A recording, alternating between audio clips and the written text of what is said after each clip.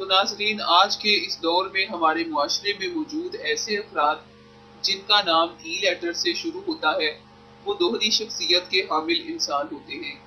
بعض ای نام والے افراد بے حد اچھی عادات کے مالک ہوتے ہیں اور بعض تو دوسروں کے لیے درد سر بنے رہتے ہیں۔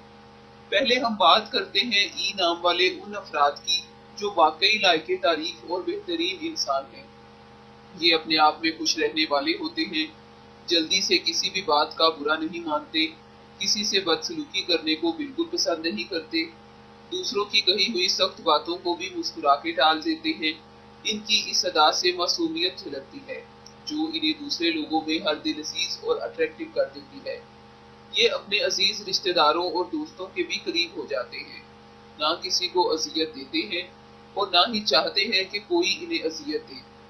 چالاکی کا عنصر ان میں قدرے کم ہوتا ہے، اسی لیے انہیں کوئی تنقید کا نشانہ بنائے تو اسے تنقیدی جواب دینے کی ہمت نہیں رکھتے اور آنسو بہا کر اپنے غصے پر قابو پانے کی کامیاب کوشش کرتے ہیں۔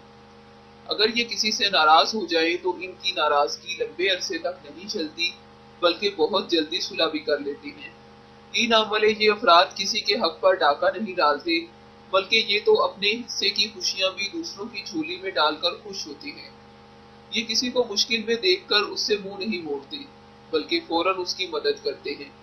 یہ افراد بہت لائق فائق ہوتے ہیں، ہر کام کو تحمل مزاجی سے اور بخوبی انجام دیتے ہیں کہ دوسرے لوگ بے اختیار ان کی تعریف کرنے پر مجبور ہو جاتے ہیں۔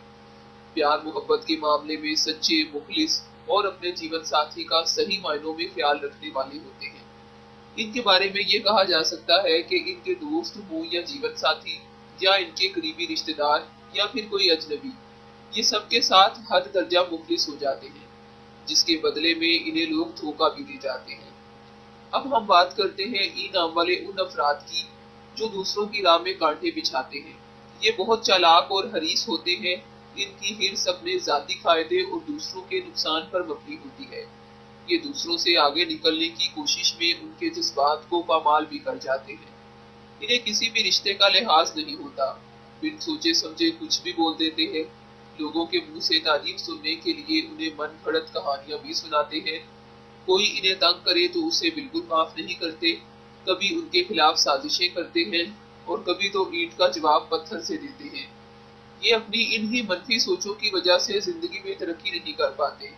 انہیں کامیابی مل بھی جائے تو وہ زیادہ دیر تک قائم نہیں رہ پاتی، جبکہ قدرت نے انہیں ایسی زبردست خوبیوں سے نوازا ہے جن میں سے چند ایک کا ذکر ہم پہلے کر چکے ہیں۔ اگر ای نام والے یہ افراد منفی سوچوں پر عمل کی بجائے اپنی خوبیوں اور ذہانت کا استعمال درست طریقے سے کریں تو یہ بہت بہترین انسان ثابت ہوتے ہیں۔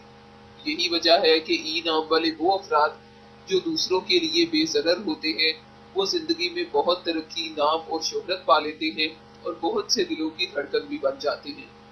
تو ناظرین، یہ تھا ای کی شخصیت کے بارے میں مختصر سا اندازہ۔